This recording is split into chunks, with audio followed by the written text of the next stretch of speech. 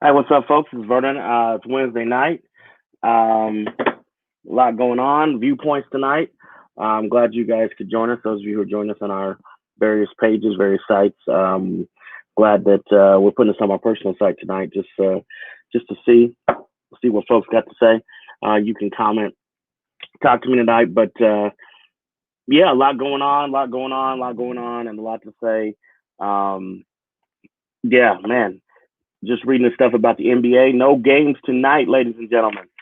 And would not be surprised if that was a longer boycott, a necessary boycott. Like everything that's going on in the country, um, like I think you got to make people uncomfortable, right? You start to, and I said this before, is COVID happened, folks got uncomfortable, uh, athletics stopped, going on normal way of life stopped, and I said the danger of all of this going on, is if you get back to some sense of normalcy, like if you get back to some sense of, you know, give folks a distraction, right? You give them something else to focus on, then the stuff that they need to be focusing on, they're not going to focus on, right? And so you got folks who, you know, it was basketball playoffs, it was Stanley Cup playoffs, it was baseball, right? All of those things weren't going on for a bit, for a minute. weren't even sure that those things were going to go on for a minute. And so the only thing in front of people's faces were the social justice issues that are at the forefront and have been at the forefront. I remind folks all the time, this isn't a new fight, right? This isn't a new fight. These aren't new issues that we're dealing with, right? Um, we got new activists, you got new folks on the ground doing new things, yeah. But the fight is a fight that we've inherited, right? This battle for justice, this battle for and I'm gonna get real, the battle for our humanity being embraced. We when I was around our school, we always talked about equal humanity, right? And at the core of what we don't want to talk about is that we have situations where there are people who don't think that our humanity is equal, right? There are people who can look on my black face, my black skin, and they, just because of what they see, right? They assume that I'm less than. Just because of what somebody has conditioned their mind to believe, they believe that I'm less than, right? They believe that I'm a threat. They believe all these things that they believe about us. They believe they fear us, right? They're scared, right? Because of all these things that have been pressed upon them, right? And at the core of what we're talking about, folks, at the core of what folks are talking about is that that I'm safe to you if I'm dribbling a ball. I'm safe to you if I'm catching a ball. I'm safe to you if I'm dancing. I'm safe to you if I'm acting. I'm safe to you if I'm doing all of these things that entertain you, if I'm doing all of these things that make you comfortable. But the moment I do something that's uncomfortable, the moment I step outside of what you think I should be doing, and I begin to raise my voice, I begin to articulate my frustration with a system that really has created a place for me. And when I step outside that place, the system becomes threatened by me, right? This is what we're dealing with, people. This is what we're dealing with, and I applaud the brothers in the NBA tonight who said, "Nah, not tonight. Milwaukee Bucks, um, get some credit tonight, right?" And everybody can say, "Oh, they should have been doing this." And I was reading Twitter and reading Facebook, and everybody talking, "Oh, well, they're millionaires. They want." No, no, no, no. Let me tell you what we know as black men. I don't care how much money we make. I don't care what degree we have. I don't care. None of that matters when you get stopped by a police officer who thinks that you're a threat because of your skin, right? A police officer's that's dispositioned that way. I don't care how much money you got, right? I don't care. I don't care. I don't care about any of that, right? We know that when we find ourselves knee deep into the realities that we're living these days, what has been projected upon some people is fear. Man, y'all know, those people know who know me know that I watch politics. I watch Democratic politics. I even watch Republican politics. I'll look at Green Party politics, look at libertarians. I like to see how people are thinking, right? I like to see how people are thinking, right? And I will tell you what has upset me, right, is that I'm hearing political rhetoric that is rhetoric that they talked about in the 1940s, 50s, 60s, where they are trying to scare people about me and about my brown brothers and sisters. We come to the suburbs, bro. Folks already live in Southwest, right? We coming to take over come on, man. It's fair. They are trying to continue this narrative that those folks are not as equal to us. Their humanity is not equal to ours, right? And so therefore we need to frame them in such a way. We need to frame them in such a way that not only do we fear them, but we get our neighbors to fear them. We get our children to fear them. We get, we begin to create laws and all these different kind of things because we fear them and we want to place them in situations where, come on, let's be real. Harvey's right, man. Wrong is wrong, bro. We got to take a stand, right? We got to take a stand as we see Milwaukee Bucks doing, and folks in the NBA canceling every game. We got to take a stand for wrong is wrong. I love what Doc Rivers said last night. Doc Rivers last night said, got my heart broken, got me to tweeting last night because Doc Rivers was like, man, come on. You don't have to be black to see that is wrong. You don't have to be black to know that was excessive. You don't have to be black to be heartbroken by the fact that a man's children witnessed that. Okay? Let's think about that. If you're okay with that, you got to unfriend me, right? If you're okay with that, you got to unfollow me.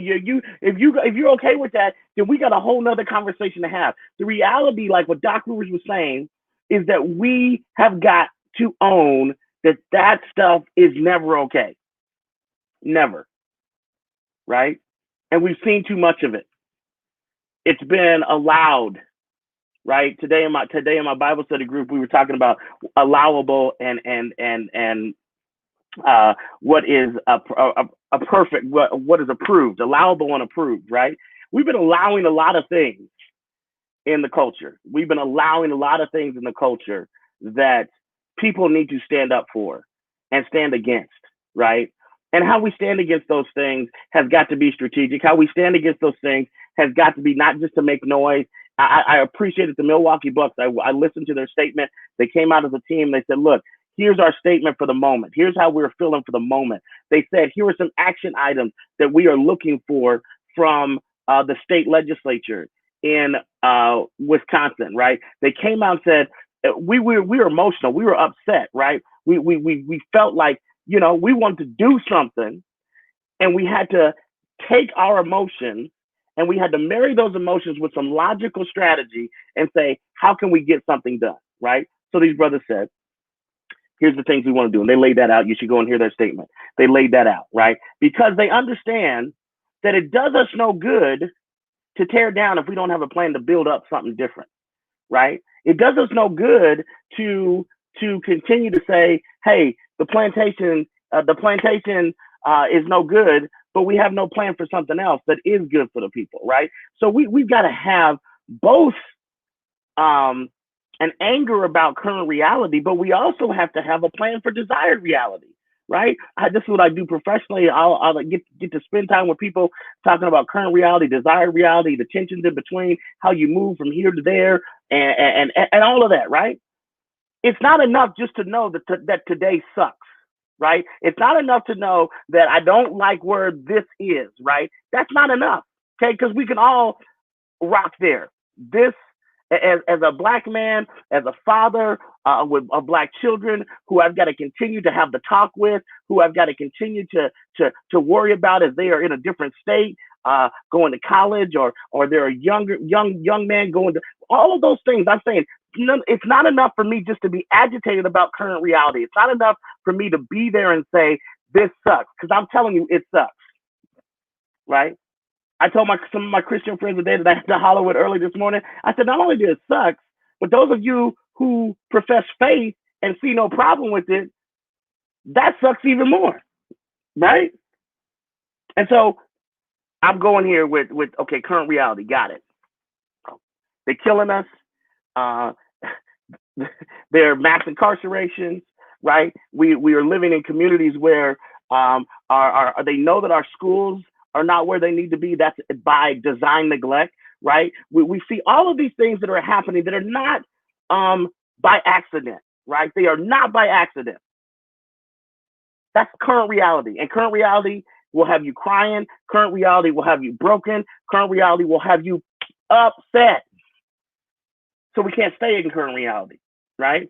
Because it will, I'm telling you, it will eat you up. It will keep you in a space. Y'all remember, like, just to connect this is the dad in me, right? Y'all watch the movie Inside Out, right? And she's got all these emotions inside of her. And there's a little guy, he kind of looks like me, stocky, red guy. And he's angered, right? And he just, everything is like he's ready to go off at every moment, right? Now, anger is not a bad emotion. That's what I tell these kids when I teach that movie, right? When I tell adults, when I teach that movie, anger is not a bad emotion. It's what we do with that anger. The Bible even says that. Be angry and sin not. God didn't say there's anything wrong with us being angry. And when I see your brother shot in the back 7 times, I'm angry. And God says it's okay. It's okay. Don't tell me that I can't be angry. Don't tell me that I can't be angry about George Floyd. See how quickly, man, the emotions. Don't tell me that I can't be angry about Breonna Taylor. Don't tell me that I can't have that emotion, because it's a God-given emotion and I have it. And what I grapple with is, God, what do you want me to do with it? Because see, Vernon, as I was saying to a friend the other day, Vernon will get angry in my flesh and I will want to do some things, right? That are not productive, that are not going to change, move me from current reality to desired reality. See, I desire something new. I have hope for a better day. I got 5 kids that I've been blessed to be their dad, and I want them to see a better day. I got nieces and nephews. I've got former students. I've got church folks that I want to see a better day for them. So even though current reality has got me upset, angry, what moves me is not the fact that I'm angry, not the fact that I'm hurt, not the fact that I'm enraged, but what moves me is the fact that I've got a desired reality over here that I want to see realized for my children, that I want to see realized for my nieces and my nephews and my neighbors and the folks that God has allowed me to serve through my church. That's what keeps moving me. I ain't got time for your angry rage acts that don't help me get over here, right? Oh, there's times when we got to protest. There's times we got to boycott. There's times when we got to let them hear it, let them feel it, but all connected to where we want to go. That's my point. I tell people, look, when I'm talking about, any emotion that God has given me, God doesn't mind me having it, but God wants me to give it to him and then do with it what he wants to have done, right? I don't believe that God wants us living in a world where people are treated as animals or treated less than animals, right? Who are treated as, less than human. God doesn't want that. God doesn't want people to be afraid for their sons to have a job and have to drive home at night and wondering if he's going to be okay if he gets stopped by the Aurora Police Department, right? That's the reality that we live, right? When my son was working out, Nathan, he was driving and we lived out here in the valley, and then he was working out in Aurora. I'm telling you, his mother and I stayed up just to make sure he got home. We had his location on his phone because we knew that in order for him to get home, he had to drive through a situation that was not favorable for Black men. Yeah, that's how we live. He got stopped one time. He got stopped one time in Aurora. Called me afraid. Okay, we knew what the situation was going to go down. And I want to tell you how crazy this is. They were treating my son like crap, right? But he got me on the phone. I immediately, in all of my emotion, I yelled, right? And I said, boy, hang up the phone with me and call your grandfather, okay? Now, y'all know my wife is white, right? So I said, call your grandfather. And I wanted to show my son and everybody who knows the situation immediately. His grandfather gets on the phone with them and begins to have a dialogue with them, right? And their entire demeanor towards my son changed. Entire demeanor. That's what we deal with. That's what we deal with. Because up until the point where they found out that he had a white grandfather, right? They was about to go in on him, right? I said, boy, hang up with me. I'm not doing you any good right now. I was about to get in my car, roll down Buckley Airport Boulevard, and get to my son. But I said, look, I can't get there fast enough, so I need to calm this situation down, right? So sure enough, he got on the phone with his grandfather, and all of a sudden the situation was diffused when they found out. And that's not okay. That's not okay. It's not okay. That is not the world that I'm raising. That's not the desired reality, right? That is the current reality that gets me. That's the current reality that breaks my heart. That's the current reality that has me angry and bent out of shape as a black man, as a black father, right? That's the current reality. But guess what? I can't live in the current reality, man. I'm over here saying, God, there's a desired reality, right? Those of you who study history, Dr. King, in 1963, when he gave that "I Have a Dream" speech, what he was talking about was a desired reality. He was saying, look, we've come here to Washington, and what has brought us here is our frustration with current reality. What has brought us here is the burden of current reality. He says, but we have to leave here not carrying the burden of this current reality, but we have to leave here carrying the hope for our desired reality. And that's what we've got to do. We've got to have hope for our desired reality and shake free from the burden of this current reality. Yes, it's hard. Yes. I told Terrence Carroll he on Twitter, when we were talking about the video of Jacob Blake, and I told him, I said, bro, I had my feed on like autoplay because I was trying to avoid. Look, PTSD is real, right? I was trying to avoid seeing this. I knew there was going to be a point where I needed to see it, but I was not ready. I knew I'd heard about it. And then my feed was on autoplay, and then as I scrolled down my feed, the video was right there. I think it might have been my daughter had it posted, and it was, because I literally cried and literally got sick because not only the video, but because of my daughter's comments, my oldest daughter's comments. She said, "Did I see what I just saw?" Right?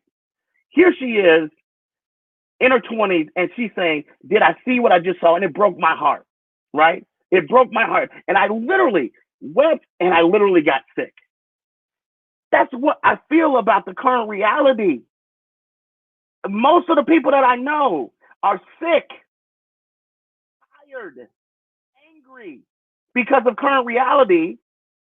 But the only thing that gets us up in the morning, the only thing that keeps us going is this belief in a desired reality. We believe that even though it is as bad as it is now, and some of y'all, because you don't live it, because some of y'all don't have sons who get stopped by the police like that, you think it's okay, you think everything's fine, great, that's your world, but that's not the world, okay?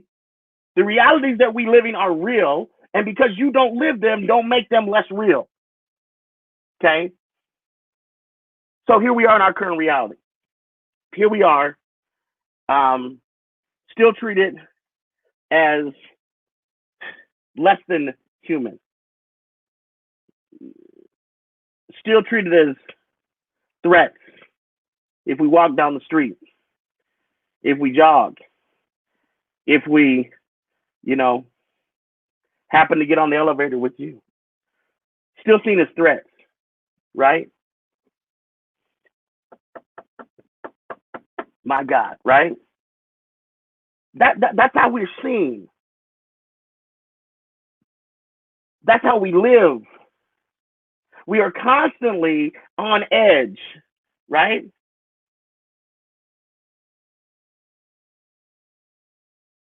Yeah, my girl, Sister Jen says, look, she believes white supremacy keeps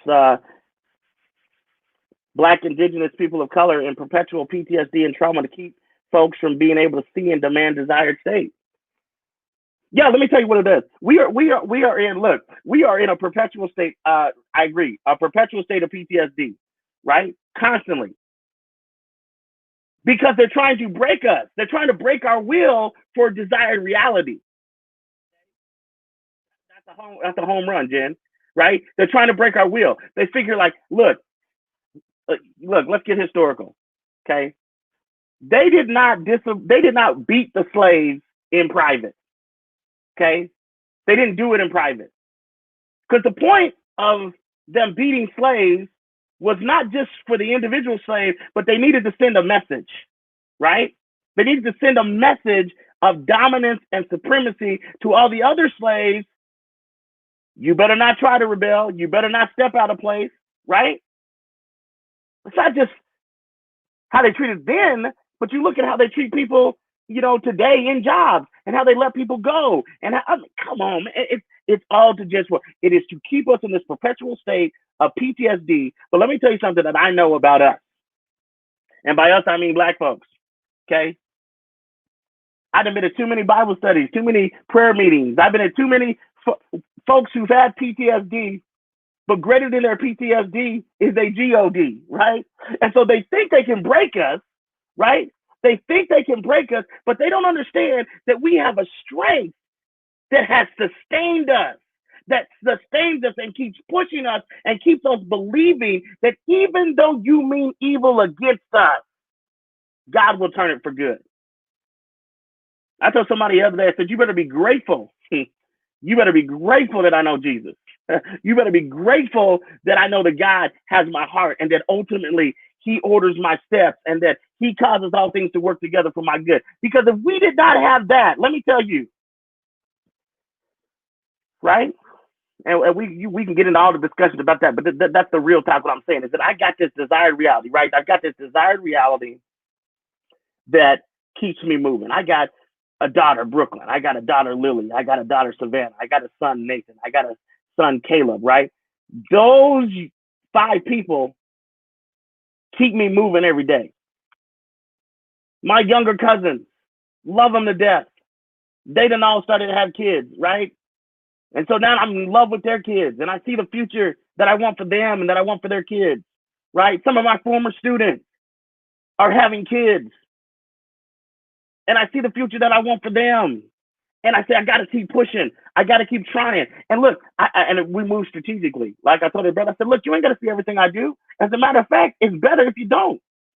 Because I don't need you running and telling, right? I don't need you running and telling what we doing, what we strategizing, right? You ain't got to do everything out in the open. Let me give that advice to some of you new activists.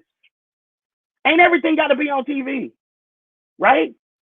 You don't need everything reported in the news, because you are not just getting your 15 minutes of fame, you are also giving intel to people who would try to sabotage what you are trying to do. As wise as serpents, as harmless as doves, says it in the text, right? You got to understand, like, look, yeah, there's gonna be times we gotta move. There's times when we gotta show who we are. There's times when we got to show our power. But look, there are other times when you just need to be quiet and learn and think. Sit at the feet of the elders and let the elders also pour into you while you inspire the elders with your energy. There's times we just gotta get behind closed doors, like other folks have gotten behind closed doors against us, and we gotta start doing things for us. Everybody said, P. Jones, what you saying? P. Jones, what you saying? Look, I said, let me tell you something. I don't need a megaphone. I don't need it. I got it when I need it. Right? Right here.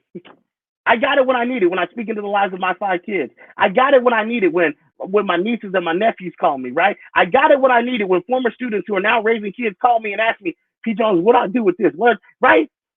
My megaphone is speaking into people's lives.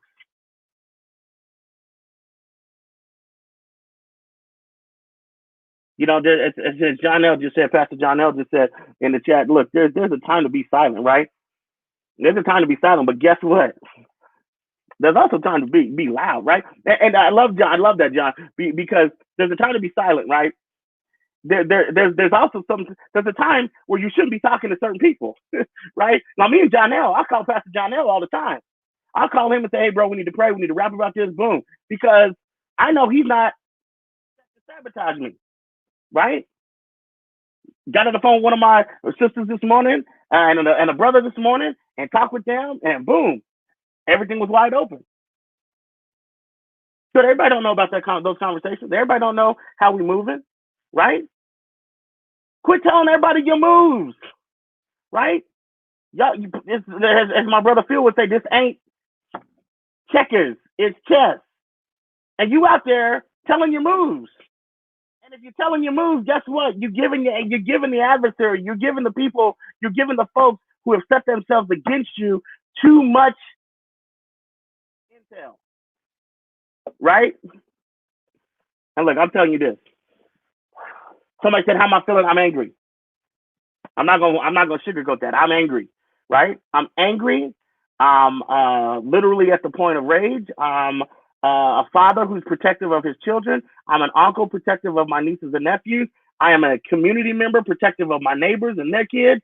I am a pastor who is protective of those that God has given me the honor to serve. Yeah, you got me in beast mode, right?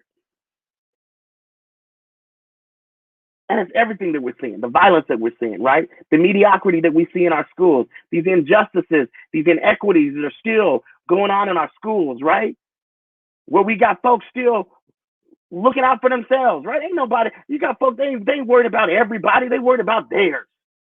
That's not the way I grew up. It's not the way I grew up. It's not the way I was raised when we was in Aurora, we was in Montbello, we was on the east side, right? That's not how I grew up as a young man, hopping from Macedonia to Union to Zion, right? To Shorter, right? So, man, when we was growing up, I told everybody, I said, we was always, we wasn't non-denominational, we was interdenominational. Every young person I grew up with, we was passing back and forth, you know, to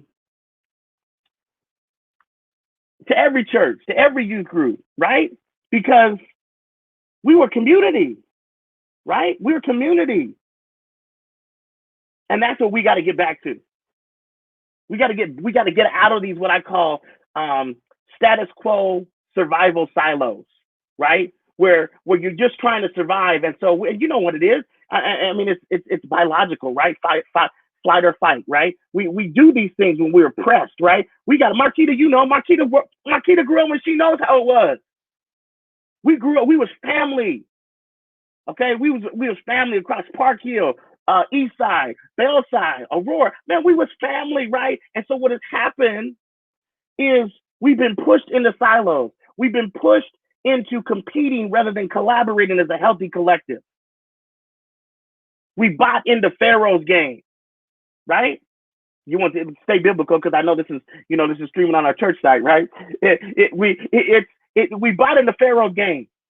We like the children of Israel who were enslaved, and all of a sudden they thought to be free meant to be like Pharaoh. Let me tell you what that is. Being like Pharaoh is not freedom, it's oppression.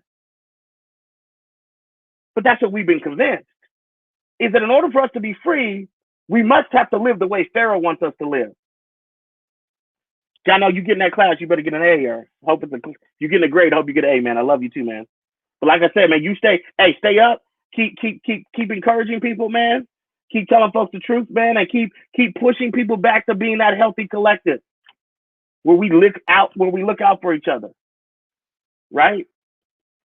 Where we say, wait a second, this can't happen to Jacob Blake and me not feel like this happened to me. This can't happen to George Floyd and me not feel like it happened to me. This can't happen to Breonna Taylor and me not feel like it happened to me. His sister, Jacob Blake's sister, the other day, she said, look, family. Sandra Bland was my family, and she went through, right? Boom, this is my family. And that's what people have to understand, is that's how we feel, right? If it goes down in Kenosha, that's my brother that happened to. If it goes down in Georgia, that's my brother that it happened to. That's my sister that it happened to. If it happens in New York, right? If it happens in California, if it happens in Colorado, that's our family. We understand it. We understand the pain. We understand what it feels like to live with the target on your life, and the only thing you did was be born black or be born brown. Look, another thing that's been weighing on my heart, like, and I wish more people would be paying attention to this. But how were so many Latino and Latina soldiers going missing down there in Texas, finding their bodies dead? I'm wondering, like, what is going on? We still got kids sitting in cages, right? But y'all still going to church, lifting your hands, talking about God is great. Get out of here. Right? Really, come on. That's not the God that I serve. That's not the God that I serve. That is not the Jesus I know, right? That is not, right? And I can't live like any of that's okay because the God in me is agitated by that stuff. The God in me is agitated by mediocre schools, right? Just I tell people all the time, if you really want to know the core of my revolution, if you really want to know the core of what gets P. Jones going, it's the fact that all of this injustice, all of these inequities, all of these inequalities, all of this mess disagrees with God. And that's what bothers me. Treating people the way we treat them. Mass incarcerating people. Breaking up families, right? People in prison for 15, 20 years for low-level charges, but yet the industry is booming, billion-dollar industry, and other folks is making bread on top of bread, right? You got great schools in one part of the city, and you got struggling schools in another part of the city, and the part of the city where the schools are struggling have always been struggling because they've been majority black and brown kids in those schools. But the other part of the city where it's been majority white kids, those schools have always been done well. You build highways through communities of poor people, right? But you don't disrupt. Yeah, man, come on now. But you're lifting your hands in the sanctuary. And we will praise you for the rest of our days. Get out of here with that. Get out of here with that false religiosity that is not Jesus at all. It's very Sadduceic, very Pharisaic, right? It's very like put on the show, right? Now let me tell you something I know. Let me tell you what I know. He's concerned about the least of these. He's concerned about those who society has cast out. And if we say we have him, if you say you have any kind of faith, right, then you should be agitated. Like Doc Rivers said, you ain't got to be black to say, man, you didn't have to shoot that brother 7 times. You don't have to be black to say there's no way your knee should have been on George Floyd's neck. You don't have to be black to say Breonna Taylor should have been safe in her own home. You just got to have a pulse, right? Because let me see, if that stuff happened to you directly, I don't care what color you are. If that stuff was happening to you or to someone you love, guess what you would want us to be? You'd want us to be there rallying with you against that injustice. You'd send me the link for your GoFundMe and ask me to share it out. Oh yeah, you'd want us on your side then. You see the injustice then. But because it's not happening to you, it's not happening in your community, and it's happening to people who you think deserve it. Let's be real. Here we go. I have got a friend. I tell friends they invite me to speak at the church or they invite me to speak at their event. I say, man, I bring it. You might not want me back. Some of y'all might not log in next time I'm live, but that's all right. But the real deal, this is the real that I'm saying, is some people are okay with what's happening because they've been dispositioned that that's supposed to happen to them because that's how we treat them. They're not worthy of love. They're not worthy of resources. They're not worthy of the clean water, right? They're not worthy of access to healthcare. They're not worthy of access to high quality schools. They're not worthy, right? So they continue to allow us to have less than. A few of us make it out and we get to living like Pharaoh, right? And we think some of us start to think like them. Boy, like I had to tell people the other day, that brother named Vernon Jones from Georgia, that brother don't speak like me. Tell people clearly, that brother don't speak like me. You're missing the whole perspective, bro. I get it. You got your opinion. You got your viewpoint. But, bro, just because, man, I heard an elder say this the other night. He's 64 years old, and he said, look, he's doing great in his life, right? He's 64. He said he's doing financially well. He's got the house that he wants to live in. Boom, boom, boom, boom, boom. He went down the list and said everything is great with him, and he's grateful for that. But he said that the measure of if things are well with him as he's gotten older is not does he have everything, but he looks out and he examines, do the people who look like me, who've lived the struggle that I've had to live, how are they doing? I wonder how many of us are concerned about our neighbor. I wonder how many of us are maybe in a good place and we're like, well, we started to adopt the language of Pharaoh. Like, oh, they should just pull themselves up by their bootstraps. What? They ain't got boots and if they ain't got boots and they ain't got straps. But now you who've been in the struggle, you who might have, experienced some kind of false favor and now you in a different spot. Now all of a sudden you see the world differently because you got false favor. Let me tell you something. Be careful. Be careful. Pharaoh's favor is fickle. Let me say it. Pharaoh's favor is fickle. And he'll favor you as long as he can get from you what he wants. But as soon as he can't get anything from you, you are no longer favored. Just want to say it. But I want to go back to what I'm saying. Somebody want to ask me what I'm talking about? I'm talking about the fact that I'm angry, I'm enraged, and that's okay. And I need to say that because I need you to know that that's okay. If you are feeling angry because of what you're seeing, if you're feeling raged because of what you're seeing, that's okay. It's what we do with it is where we find out is it healthy or not, right? And what we do with it is like, God, I want to take my anger, I want to take my rage, and I want to use it to get to desired reality. And so what does desired reality look like?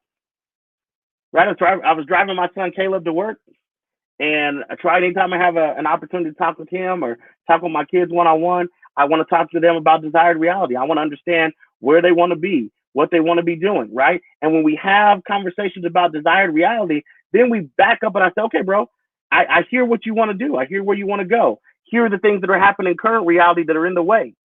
So are we willing to move those things out of the way so we can get to desired reality? And that's all people are asking. Dr. King said it. Other people have said it. Dr. King, again, that march in 1963, he was there and he said, look, all we are asking America to do is to be true to what you said on paper, right? He's going back to your current reality. What's this? But we read something on paper that talked about a desired reality, right? That talked about, life, liberty, the pursuit of happiness, all men being created equal and endowed by their creator, such inalienable rights as life, liberty, and the pursuit of happiness. He goes, we read about that desired reality, and we are just here to say, we want that. And there are some things in the current reality that are prohibiting that from taking place. That's the same conversation that we're having now. There are some things that have been put on paper that read well. Oh, beautiful words. They sound well when people read them. Presidents quote them. Politicians quote them. They sound great. But what we're saying is that, yeah, we buy into the desired reality, but we want you to know the truth about current reality. We're not there yet. And not only are we not there yet, we're not doing anything in the current reality to get there. So if we want to get to that more perfect union, if we want to get to whatever we say that desired reality is, then we got to be doing some things currently to get there, right? And that's what I'm saying tonight. That's what the NBA players are saying. That's what the Milwaukee Bucks, as they took the lead tonight and said, look, our desired reality is that you can't have a badge and that badge be seen as permission to do whatever the heck you want to black people. Seems like a fair desired reality to me, right? So they say, hey, we want our state legislature to go back into special session, and we want you to have a discussion about the current reality. We want you to have a discussion about 7 bullets in the back of his back that have severed his spine, and from all reports, he may never walk again. We want you to have a discussion about that is happening in the current reality, and we want you to think with us about how we make steps now to get to this desired reality. That's what we're talking about. That's what we're talking about. Everybody want to talk to me about the Black Lives Matter organization. I don't care about that. That's all we're talking about. Okay? I'm talking about the very disposition of this country, the mindset of people, about Black people, about Black women, about Black men, about Black children, about Black communities, about predominantly Black and brown schools. I want to talk about that, and I want to tell you that the current reality sucks. Okay? I don't care. You can dress it up, right? Put it in your nice annual report, make the data say what you want it to say. But at the end of the day, because we're not where we want to be, let's just be honest. Okay? Education. Black kids is being failed. Brown kids being failed. Poor kids being failed. And everybody just want to keep rhetoric and doing cosmetic solutions and appeasement gradualism moves. Come on now. We are literally in my district, okay, in Denver public schools, where my mother, my aunt, my biological father, my uncles, they spent their entire lives. We added up, my mom has spent 55 years in DPS as a student, as a teacher, as a school leader, finally retired, right? There are arguments that we are having today that they were having when she was there. We still trying to debate if we should be teaching Black history? I mean, schools have innovation status, and they're still, they get curriculum waivers, and they still, come on now, people. Let's get back to this current reality. We get it. Let's have the real honest conversation about current reality, what we don't like about it, right? And how it is not congruent with the desired reality. And since it's not congruent with the desired reality, there are things that we have to change in the current reality. And in between the current reality and the desired reality is all of these tensions and transformations, right? There's all of these places, all of these things, all of these relationships, all of these silos that have to be busted up, all of these groups and cliques and all of that stuff that have to be broken up so that we can navigate from current reality to desired reality. And let me tell you, it doesn't happen overnight, right? It doesn't happen overnight, and it sure doesn't happen if we let the people stay in power who just want to keep us where we're at. And that's not just elected. That's appointed, that's hired, any kind of leadership. Okay, we need leadership overhaul. If we want to move from this current reality to this desired reality that we're talking about, the desired reality that I have for my children, the desired reality that I have for my nieces and nephews, for my neighbors' kids, for my former students and their kids, if we want to get to that desired reality, then there's got to be a change. We got to have leaders. We have to have communities who say, we're no longer going to be just a survival silo. We're no longer going to be content being a food desert. We're no longer going to be content with the crumbs from the table. We're no longer going to be content with the appeasement actions. We're no longer going to be with the cosmetic changes. We're no longer going to be satisfied with that because we deserve more because God said so. Yes, that's what I believe. That's what I'm pushing. Those folks who get to talk to me privately on a daily basis, this is how we talk. This is how we grind. And this is how I discern who I need to be investing my life with. If I can't have this conversation with you, your organization, your board, your church, then we can't rock.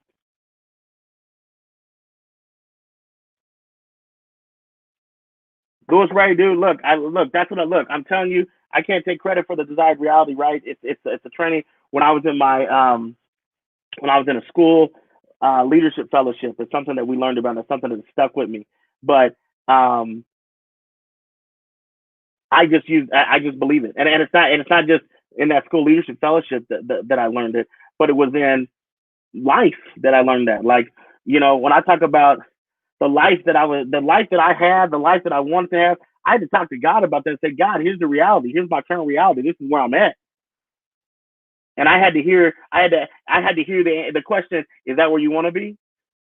I said, no, man, I don't want that. I want to be right over here. I want to be, I want this for my wife. I want this for my kids. I want this for my community. And he said, so then what are you willing to change in the current reality? What tensions are you willing to navigate? What transformations are you really to go through? And I had to pony up and say, okay, I'm willing to go through this transformation. I'm willing to go through this tension. I'm willing to deal with, and I got now, Lewis, to this point though, I have like made this P. Jones, I have P. Jones this thing, right? And it's got all this stuff in it. I will lovingly share it with you. I will share it with anybody who wants to sit down. Anybody who knows me, and I've had a chance to do a visioning session with you for your life, for your marriage, for your school. Look, let me just tell you, there's some rocks. I know that there are rock star school leaders out there, rock star teachers out there, because I get to spend time with some of them and we get to talk about stuff like this. And I get to give them what I say is God view of your life and God view of your impact and God view of your influence, right? And so that's what I'm saying, man. Look, all we are saying is the current reality. This is the Vernon Viewpoint tonight, and we're getting ready to wrap.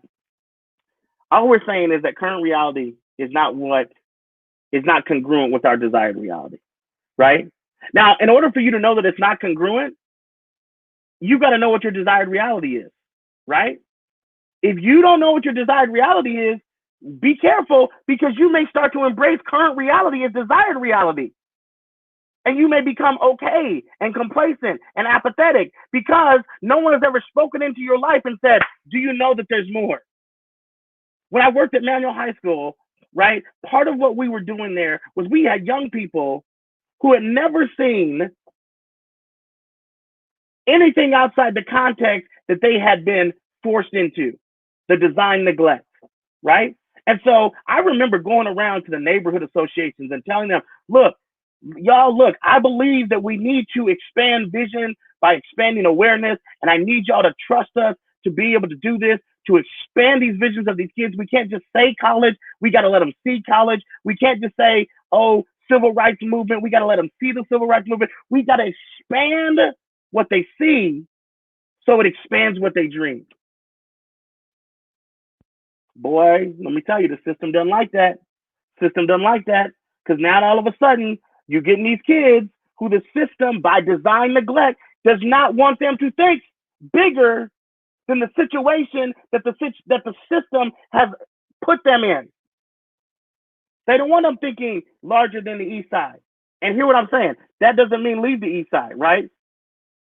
I thank God for those who come back to where we come from and pour in, right? Pour back in and lift up and transform it because we learned something, we brought it back home. I believe in that, right?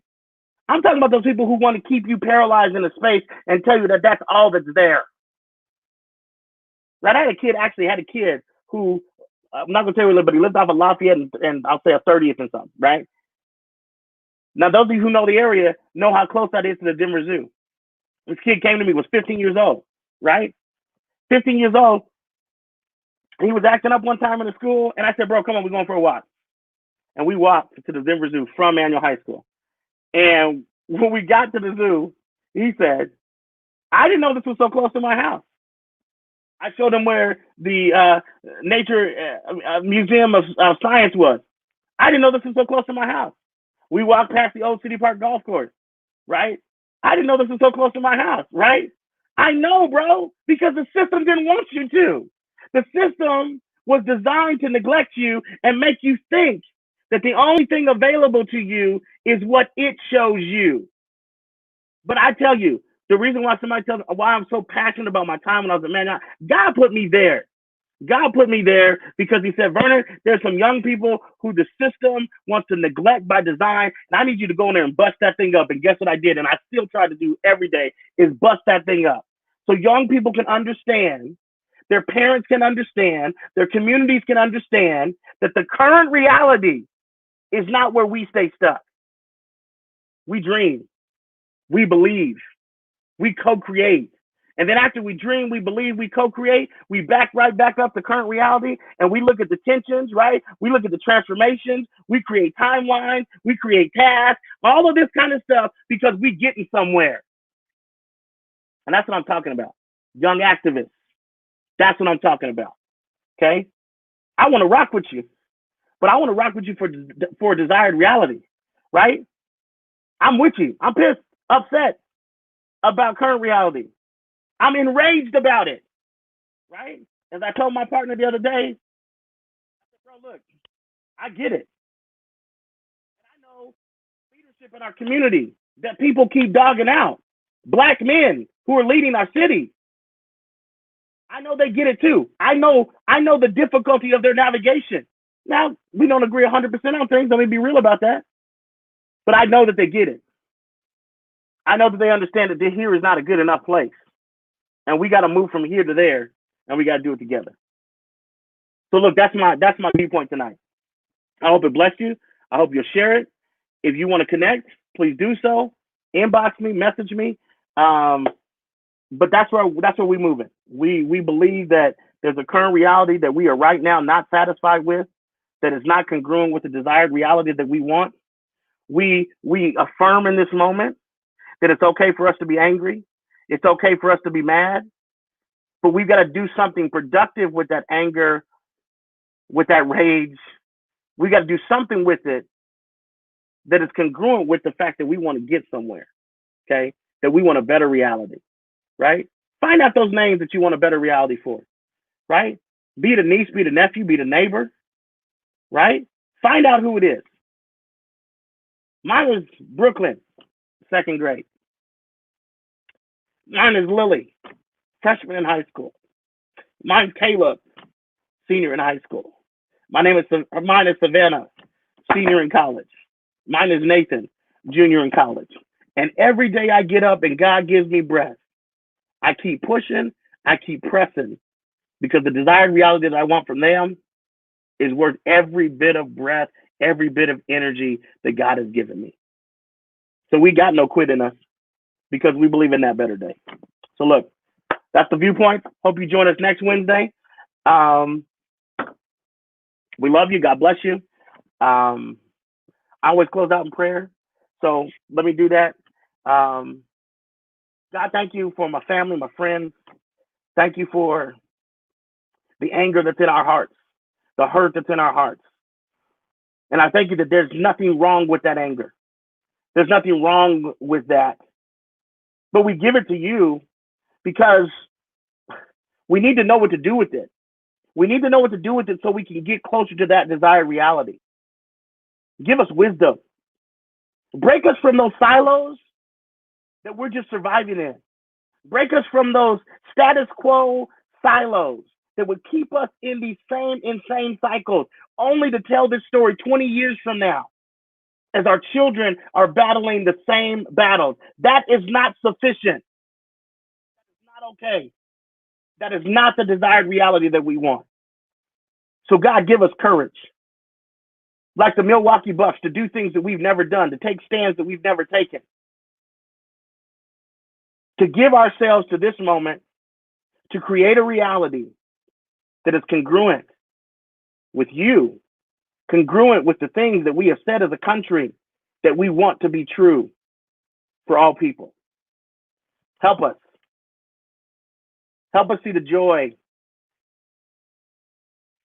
in connecting with our neighbors. Help us to see the joy in co-creating with our neighbors and bringing forth that beloved community. Help us to see the power of us operating as a network of mutuality. Help us to see that we are in a single garment of destiny, and what impacts the East Side impacts Green Valley. What impacts Green Valley impacts Castle Rock. God, let us see it, that we would operate together and bring about the desired reality that is better for our children and for future generations.